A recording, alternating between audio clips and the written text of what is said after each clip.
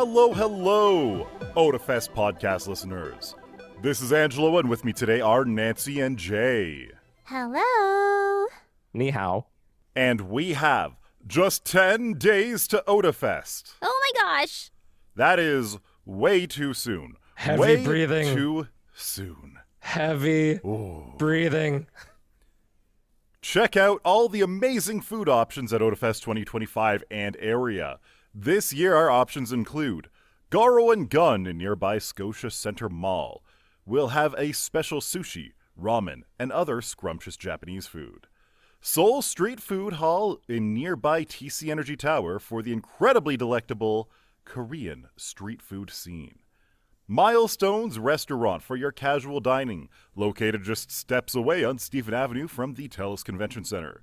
A&W within TELUS Convention Center will bring back root beer floats for 3 days, exclusive to Otafest 2025. Heck yeah. Rosso Cafe will be open and serving special Otafest-only drinks. Woohoo! Plus, we're bringing back a selection of food trucks to our Stephen Avenue area.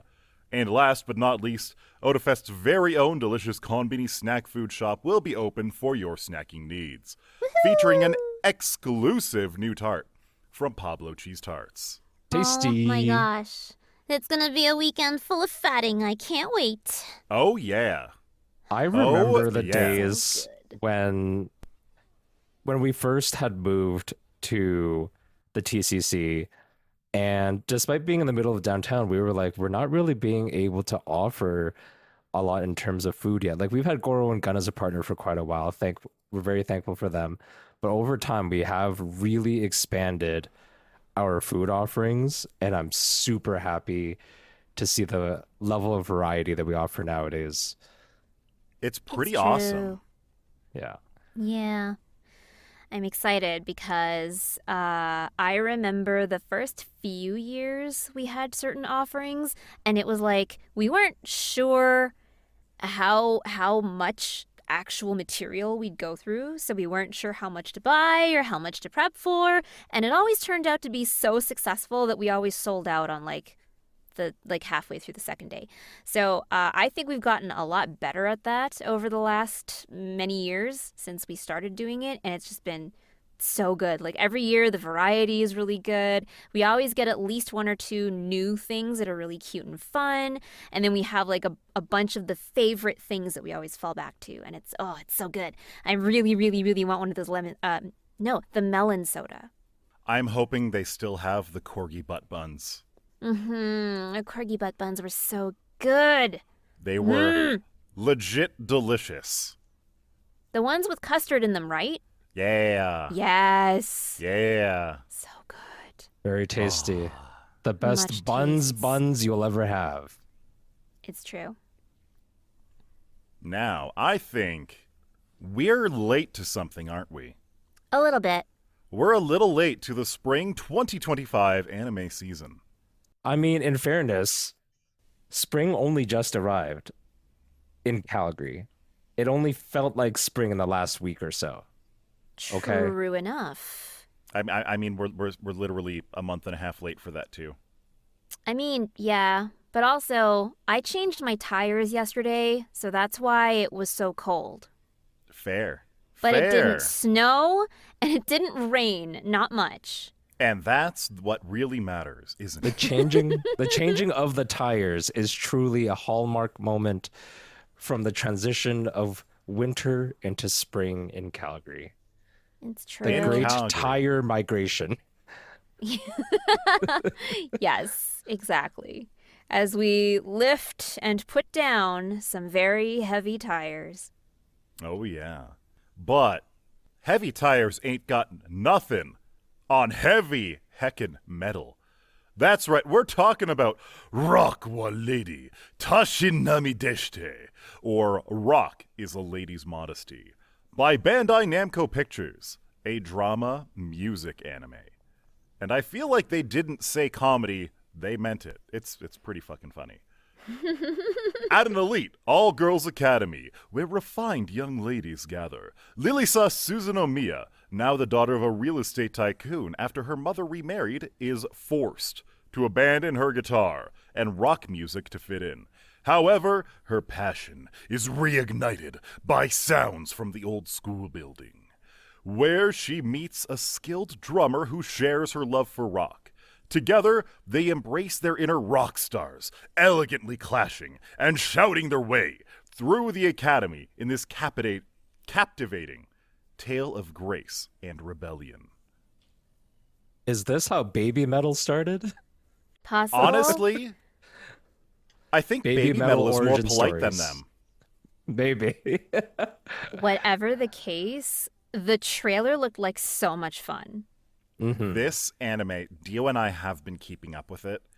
It is one of our favorites of the seasons, but I won't say too much. Oh my god, the two lead characters are just so perfect. They're so wonderful.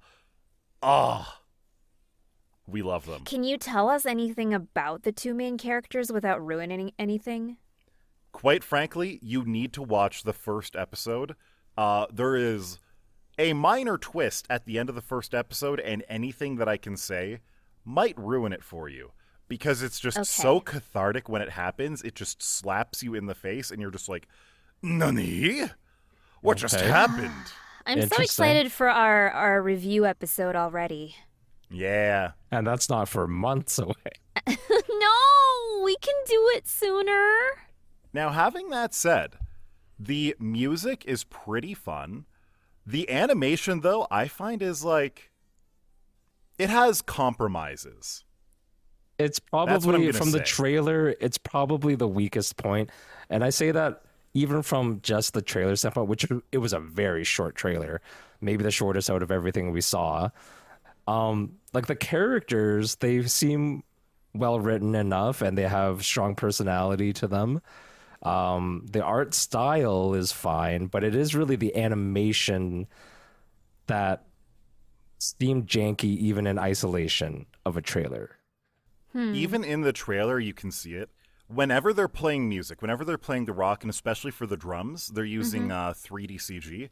And to my understanding, they actually did use motion capture of an actual band playing these actual songs. Very This nice. is something that I did even notice in the first episode. Like, the drumming, the movement of the drumming is perfect. Coming from an actual drummer, that means a lot. Like, it's actually really impressive. It is really good. I was just sitting there being like, the CG looks like shit. But you know what? It's accurate, though. It's correct. And I think that's probably about as much as we can expect. I think that's plenty. I'd be willing to give it at least an episode, just from watching the trailer. I can guarantee you this is one of the best anime this season. It is great. Looking forward to it. There's lots of I'm getting from just the character designs alone some panty and stocking feel, but that's just because of the blonde hair hair. color? Yeah, versus the dark purple hair. There's nothing wrong with it, but I'm like, that pro tag hair combo is ruined for me forever. Oh, 100%. No, like, this is the biggest complaint that you and I have had about this anime so far, is that the main character's hair is absolutely stupid. I is noticed dumb. that in the very first frame where she shows up. I'm just like, what is up with that hair? Again, Like- I would still give it a watch just to see what the first episode is like, but I didn't like it, especially from some of the panning shots where they've used the Yeah. performance capture, and it's like her hair is just two solid, I don't know, pipes of plastic. Like, Exactly. It's her hair defies gravity. But having that said, in a lot of 2D shots, they actually do some pretty good animation on it. Like, I want to hate it. I really, really do. But it has redeeming qualities, is what you're saying? It has redeeming qualities. They are working with it. I feel like whoever was the character designer for Lilisa in the first place was just like, how do I make sure people understand that she's the main character? And then they were just like, the hair is going to be horizontal. This character's hair is going to take entire manga panels on its own. That is Yeah. But legitimately, when the only bad thing that I can say is that the hair on the main character is weird in an anime, that's a pretty good anime if that's the only complaint. That's all I'm saying. I mean, That's saying fair. that an anime character's hair is weird ever is not saying much at all. Exactly. There's a Exactly. certain level of weird though. Like there's a certain level where it's just like, okay, that just defies like if you had a wig, you could not style that hair. It Not would be easily. impossible to recreate in physical 3D space. Look, all I know is that Yu-Gi-Oh has been around for decades, and Yami Yugi's hair is stupid. Oh yeah. Plain fucking dumb. I feel like anime hair peaked at Yu-Gi-Oh! And quite frankly, like season 1 even, every time they bring a new pro tag, they're like, okay, we got to give this dumbass some really crazy hair. But they haven't been able to outdo season 1. I mean, okay. But I also noticed a lot of very interesting Yu-Gi-Oh adjacent type hair styles in this next one as well. Ooh. This next one is Witch Watch by Biberi Animation Studios. It's a comedy, slice of life, and fantasy. Morihito Otogi, a high school student who comes from a lineage of ogres, enjoys a peaceful, ordinary life until until his childhood friend Nico moves in with him. Nico is a witch in training and chooses Morihito to be her familiar. While Nico is thrilled to reunite with her old friend and crush, Morihito is tasked with the perilous duty to protect her from a foretold calamity. Between the unpredictable chaos caused by Nico's magic and the awkwardness of sharing a home, their lives become a whirlwind of supernatural hijinks and threats. Yippee. I haven't actually watched this one yet. I want to because there are things about this description and the trailer that seem like someone took the 90s Sabrina the Teenage Witch TV show and turned it into an anime. I get I you mean, those there. vibes. I get you. It's very cute and it's very like poppy in terms of like the vibes, I guess, from the characters. You know. Mm. One thing that I really liked in the trailer, you know, in a lot of these sort of animes where it's like, oh, a character has secret powers or whatever, and this is something that even happened in like old Western cartoons too.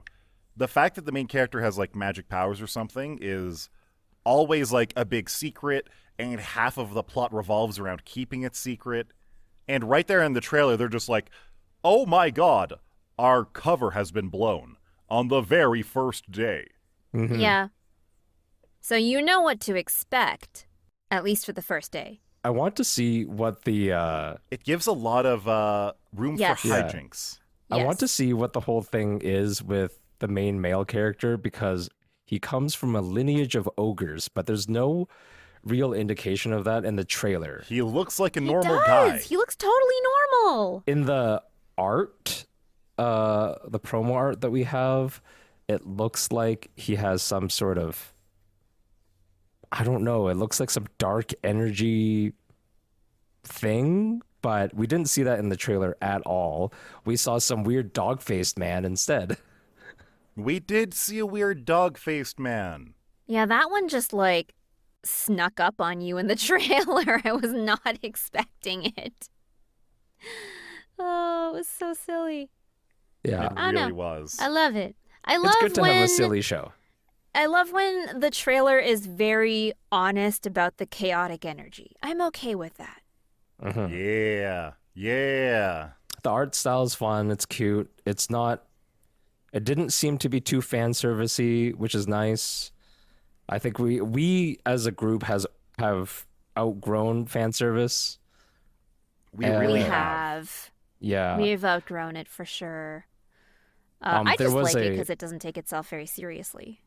yeah, like it just seems like a really plain fun kind of show there's no real genre to it other than like I can't say it's slice of life. It's probably just generally comedy and a little bit of fantasy mixed in. That's fine. Doesn't have to be too romantic, but it's just kind of cutesy romance. It's all good. Yeah. It's And that's have all a good we time. want. Don't get too invested. You don't have to. But the next show, I think, is Yeah. something that you could get really invested in. Yeah, I mean, okay. So the next one is Lazarus by Studio Mappa. It is a sci-fi and action anime. The year is 2052. An era of unprecedented peace and prosperity prevails across the globe. The reason for this is because mankind has been freed from sickness and pain. Nobel Prize-winning neuroscientist Dr. Skinner has developed a miracle cure-all drug with no apparent drawbacks called Hapna. Hapna soon becomes ubiquitous and essential. However, soon after Hapna is officially introduced, Dr. Skinner vanishes, and 3 years later, the world has moved on. But Dr. Skinner has returned. This time, as a harbinger of doom, Skinner announces that Hapna has a short half-life. Everyone who has taken it will die approximately 3 years later. Death is coming for this sinful world, and coming soon. As a response to this threat, a special task force of 5 agents is gathered from across the world to save humanity from Skinner's plan. This group is called Lazarus. Can they find Skinner and develop a vaccine before time runs out? They've got like 8 billion people on Earth. Assumedly, almost all of them are going to die. And only 5 of them feel like finding this guy. Like, I have to wonder what the motivation is. Like, the thing I really like about compelling villains is that you actually want to understand their motivation. I sincerely hope the motivation for this guy saying, I have created a miracle drug that cures all sickness and removes all sorts of pain. And then you find out years later that, haha, joke's on you, anyone who took it is gonna die. And it's like, well, okay, great master plan. You put out a ton of really, really attractive bait. A lot of people took it, and now you're gonna reap the rewards? Like, what are you gaining from this? Why are you doing this? I think he's just angry. Angie's about what? I don't know. As some TV guy once said, some lads just want to watch the world burn. Maybe? But I then have- why go to all the why would you go to all the trouble of creating this thing and becoming a ubiquitous, world famous, like, by all counts, you are a benefit to the entire human race that is currently alive. You're hoping that this is not just another like Thanos situation where they're like, I'm doing it for the good of humanity, Oh, I didn't even think about that. right? I didn't even think about it from the, oh no, overpopulation, resource usage. You're Yeah. too happy. Y'all are too happy. You need to suffer some, and by suffering, I mean, I Yeah. guess you get to unalive. Like, that's a lot. Yeah. That's a lot, and I want to understand what this guy's deal is. But also, like, when you look at the poster art of this, it's very Cowboy Bebop coded. Yes. And Look at it. The that's colors, for a the good reason. posing. I mean, the animation style itself is obviously in that same vein. The character designs. I think, Nancy, you mentioned that at least what appears to be the main male protag is He looks very like spike coded, but he's Yep. like a 20 years younger, less world weary version of Spiegel himself. Yeah, and then there's a blonde, like a long-haired, blonde, sexy bombshell, and she's very Julia coded. Yeah. Not that there's anything wrong with that. It's almost like Shinichiro Watanabe himself. Watanabe is himself directing it. is directing this show, and so I'm just Well, like, that'll come do on, it. is this a spiritual successor of sorts? Is it like kind of like having an alternate world? So Cowboy Bebop and Carolyn Tuesday, despite being very tonally different shows, were, I believe, Watanabe said that they both kind of take place in the same world. Yeah. Right? The Space same- Dandy takes place in the same world too. So maybe this one kind of does. Maybe it doesn't. I don't know. I'm not looking into it too deeply. But Lazarus itself as a biblical reference, as the name of the show and as the name of the group is also kind of, symbolic. Like there's a lot of clear foreshadowing and symbolism already present. And that just is very exciting. It's really nice to see something that has a history of polish behind it and a history of like good writing and directing behind it, pushing this thing that also seems visually familiar. Yeah. I want to say there is a minor bone I want to pick, but it has to do with we don't write the descriptions. We just read the descriptions. We pull them off Annie chart as We do. provided. Yes. It's not very clear the way it's written, but it does come up in the trailer itself. There's a point in the description where it says, like, you know, everyone, this drug is created. Everyone starts taking it because it's kind of like a miracle drug. Eliminates a lot of problems for people. And then the guy disappears. And then he reappears 3 years later saying that everyone who takes a drug will die in 3 years. It might not be the best writing of the description, but in the trailer, it does tell you that there's basically this anime appears to take place in a 30-day window. Ah. Oh, that's it's very right. brief. It's very brief, but it I mentions missed it. that it's like basically they have a month In 30 to come days, people find. will start dying. Yeah, they have to find Principal Skinner so that Super Nintendo Chalmers can take. I was thinking it. But yeah, like I think it's interesting because if you add in the idea here that there's this limited time frame, it's not a 3-year time frame, it's a 30-day time frame to essentially save humanity. It definitely puts a little bit more Urgency. Yes, to the entire situation. It definitely feels like a good dramatic anime to get pulled into. I'm excited for this one as well.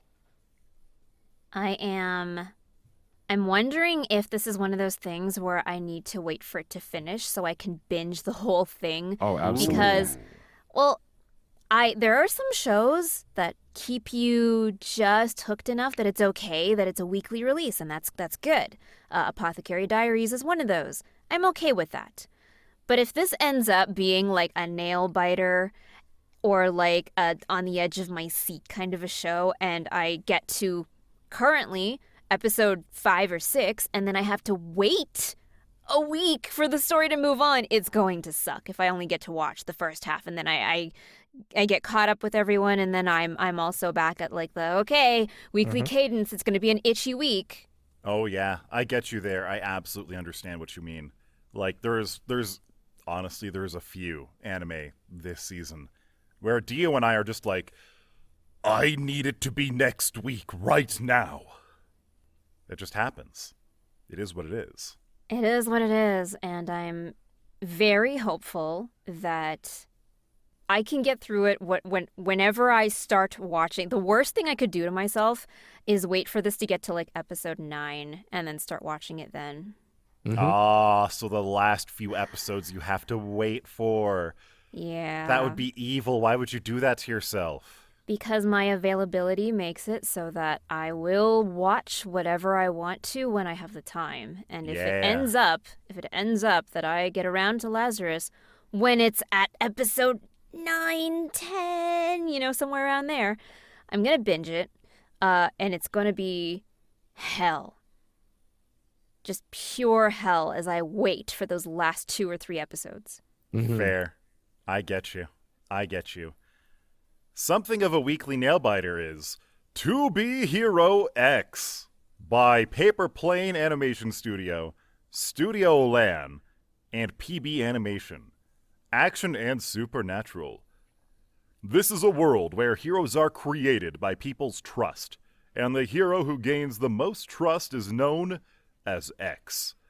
In this world, people's trust can be quantified through data, and these values are reflected on everybody's wrists. As long as one gains enough trust points, an ordinary person can possess superpowers, and become a superhero who saves the world. However, the constantly changing trust values makes the path of a hero full of uncertainties. What a nothing burger. So the trailer of a that we watched did description. not have subtitles. Yes.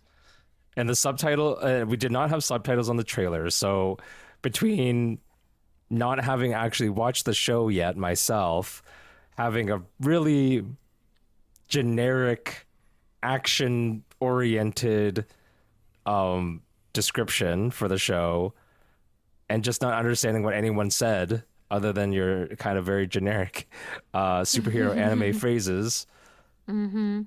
have nothing to go on other than the fact that there are 3, maybe 4 very distinct art styles that they flip between, and I don't know what the story is behind that, but I don't know if I loved it. As we were watching the trailer, we were calling out what certain styles seemed reminiscent of, and there were like 4 very distinct styles. So the one of the first ones that really stood out to me was one that was very reminiscent of like arcane style, 3D CG but very fluid, and the actual skin over that CG is very like watercolory, water painty kind of. So Oh, that was yeah. really distinct. Jay called out there was one style in particular that looked very much like The World Ends With You. So very pop arty, very thick, solid lines, and Very the expressive. character, yeah, very expressive. And then yeah, what were some of the other ones? Other than There that, was one that was kind of are- more generic. There is a very generic 3D CG version. Yes. There are a few other like 2D animation styles that are going on there, and in a single episode, it will rotate through all of the all of the styles. No, for I all of was the just about to scenes. ask. Like what happens frequently, that very water painterly CG version that's very similar to Arcane, that is your main style. Most of Okay. everything happens in that style. And then when our main boy Nice, that is the main guy. Nice. His name is literally Nice. He is nice. Was he born on June 6th or June 9th? You would be surprised. You would be very surprised. Watch the first see it. episode. It'll answer it for you. Okay. So, Oh Lord. our main boy Nice, when he starts fighting, when he starts getting rowdy, when there is a villain in play, usually it goes to that really thick line 2D animation. It's very punchy, very impactful, exceptionally cool. This anime is just ridiculously well produced. Someone over in the Far East, someone in China, because this is a Chinese production, was watching Arcane and took notes. That's Clear. what happened. The inspiration is very clear. Oh yeah. Mhm. But don't let that fool you. This is not Arcane. It is completely different. And some episodes follow our boy Nice. Some episodes follow other heroes that are in like the top 10 vying for his position. And it is just exceptionally interesting. And the power system that they're working in. Like they keep talking about this trust value, right? The way that the description is written, you would think that the trust value is everything. The amount of trust points you have is basically meaningless. Like Oh. in lore, you want lots. But in the latest episode, you can have one. That's You can okay. have one. You could have like 30,000. You could have one. Interesting. And it's ridiculously hype. It is ridiculously good. You owe it to yourself to It's be watching interesting. To Be Hero X. Okay, I will.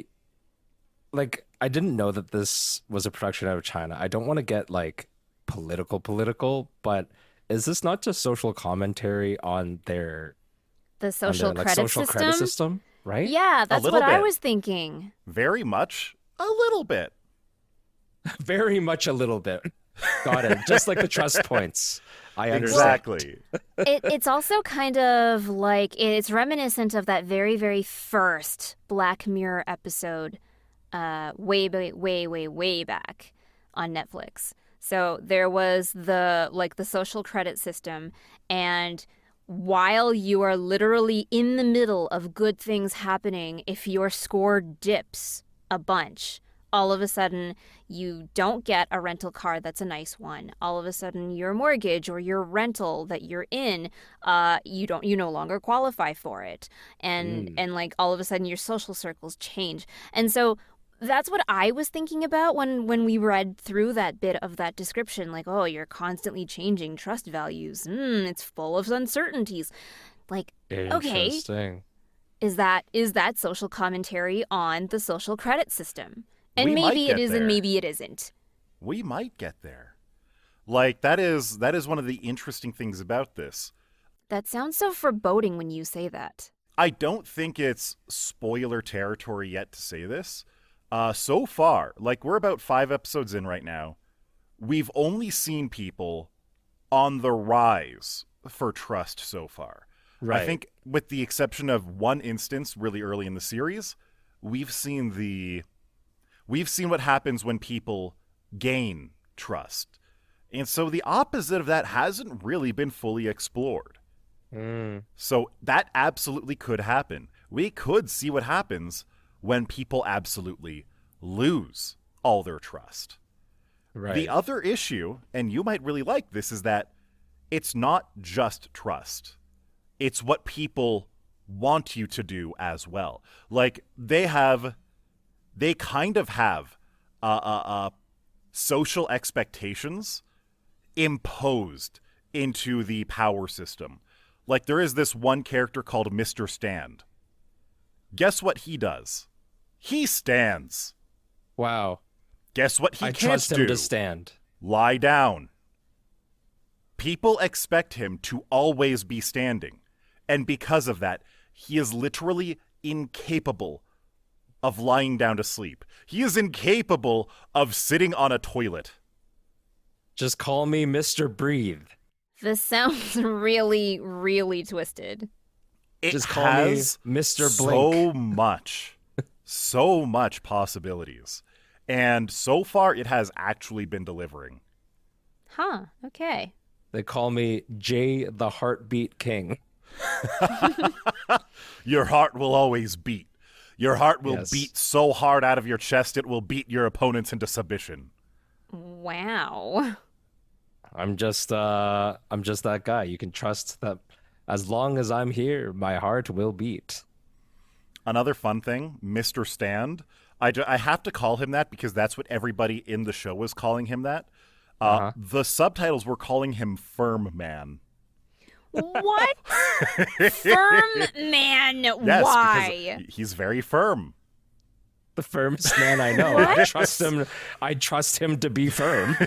I do not understand, He's and got the therefore lowest- I do not trust. This He is has funny. a- It is one of those anime where it is worth it. Like, obviously watch or read the subtitles so that you know what's going on, but listen to the words they say so that you can tell where the subtitles and where what people are actually calling people differ.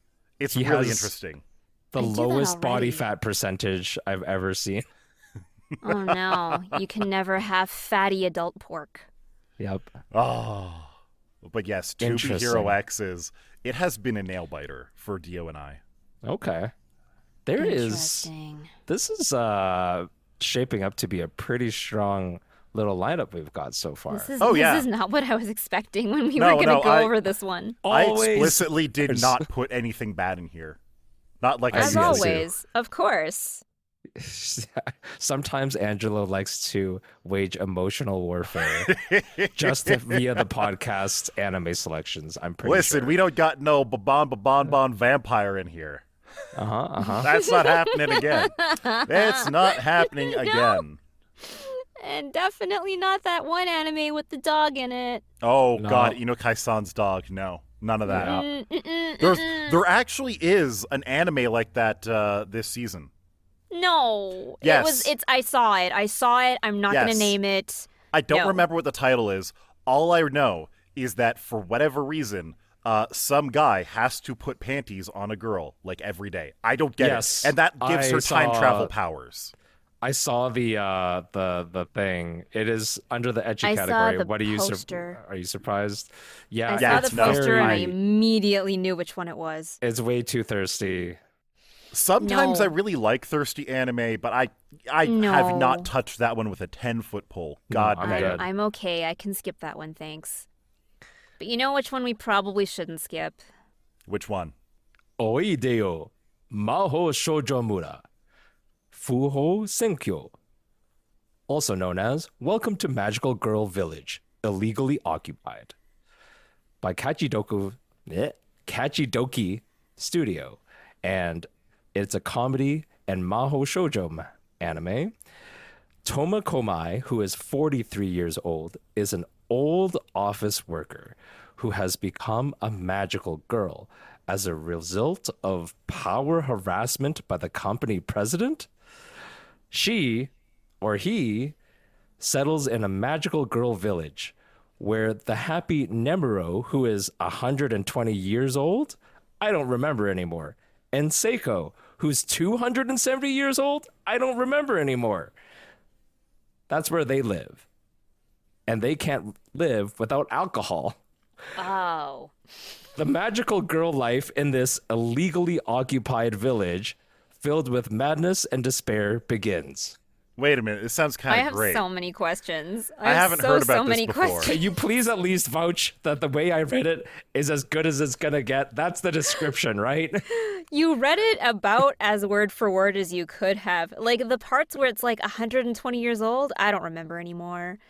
270 years old, I don't remember anymore. Like it just seems so laissez-faire, but to the Yes. point where it's like this is not normal, but we're just gonna be like, shrug, okay, 170, whatever, They This really copy do. was approved for for release promotion. Yes. by They someone. really do make it very explicit that this Maho Shoujo village is illegally occupied.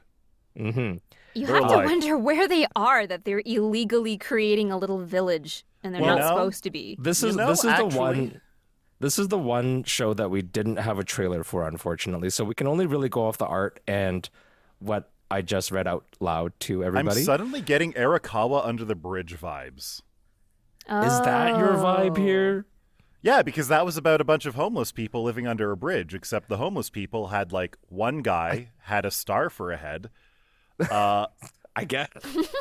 Everybody was Yeah. was like weird. Everybody Okay, was a weirdo. yeah, like this isn't getting weird. It was very eccentric. Also, And so 43 years old is an old office worker? Come on. I wasn't gonna say anything. Like, come on, that's so not true. Like, How dare they? How How dare dare? they? that's so ageist. But also, I do enjoy like the trope of a guy, maybe like who knows what his actual gender identity is, but it's a guy who becomes a magical girl because I don't know, out of some obligation, it has to be a magical girl. Village, yes. Nowhere in this does it explain that this was a result of power harassment. Like, how did that leap happen? You know, that it part's is- probably just not important. It's like an isekai. It Yeah, doesn't like matter the ages it's of the how. other just, witches. It just becomes a fact of life and not the central plot point. Yeah. But it leaves me with so It's many like, questions. Nobody cares how Natsuki Subaru died. All they're worried about is which girl he's going to go for, which is obviously Amelia. But Rem is best girl. Who's Rem? Don't. Damn, that's cold. As someone who only just recently started watching ReZero, Angelo is now making jokes for my benefit because he finally knows that I understand what they mean. But oh my god, there's so much left unanswered in this description, and we don't have a trailer, so we can't try and make any additional sense of it all. I guess we'll just have to watch the anime. Yeah, I guess we'll just have to do that in a couple weeks. I mean, Yeah. it does sound like a fun time somehow. Still, No, I'm down for this. It sounds great. I mean, oh I yeah, like the, I'll I like totally the give it a writing. watch. I like the description more than I like the To Be Hero X's description. Oh no, legitimately, that is like a 10 out of 10 description right there. It's like 120 years old. I don't remember anymore. Yep. But no, the description for To Be Hero X is a crime. That does not do that series justice. Mm-hmm. Well, maybe this description will also be a crime of some form, depending on how that first episode review goes. True. Here's a question I almost never ask when we've done these previews. Which one do you think will be the worst show? Are you sure you haven't asked this before? I'm pretty sure. Okay, well, I don't know. Maybe it'll be this one. It's kind of sad because we've put it in the last, and for no real reason, these are completely unordered. Just going based on the vibes, I kind of do expect the Magical Girl Village anime to be the worst of the bunch. Just because I know. To Be Hero X is fantastic. Rock is a Lady's Modesty, actually fantastic. Mm-hmm. I have heard fantastic things about Lazarus. Witch Watch, I haven't been watching yet. And I don't know, maybe I just don't vibe with it. Maybe it's a little bit too slapstick comedy for me. But if it's too slapstick comedy, Maho Shoujo Village might be even more too much for me. And quite frankly, if they couldn't even bother putting up a trailer, excuse me, guys, come on. Give us something. Give us something. True. Who knows? Maybe it's one of those ones where they really, really didn't want to spoil anything with a trailer. It's true. Knows? And quite frankly, I have been famously wrong about these descriptions in these anime before. Look, we had high expectations before. I've had low expectations of JJK. Yeah. I had really low expectations of JJK. I remember that. Yeah. I think we talked about it. I was like, ooh, finger-licking good anime. How good could this be? Me just sitting there after the first episode, seeing the OP, the Lost in Paradise, and being just like, oh my fucking god, what the hell did I just witness? That was amazing! In a couple of months, Angelo will be like, Welcome to Magical Girl Village is a top anime of all time.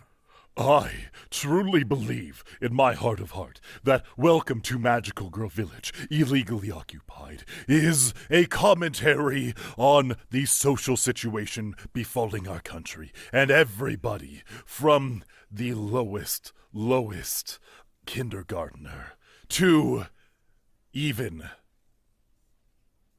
the highest disgraced kindergartner? Political leaders should watch it. Wow.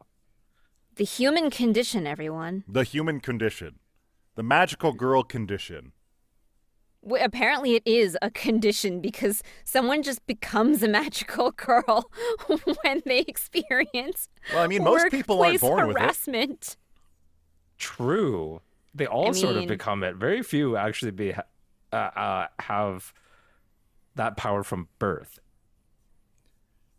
I don't think I can think of a single anime where the magical girl was just always a magical girl. I now need to consult a friend who is very familiar in the space of magical girls. Well, you go do that and report back next week. I will. See you all next week. Bye-bye. Bye-bye. Farewell.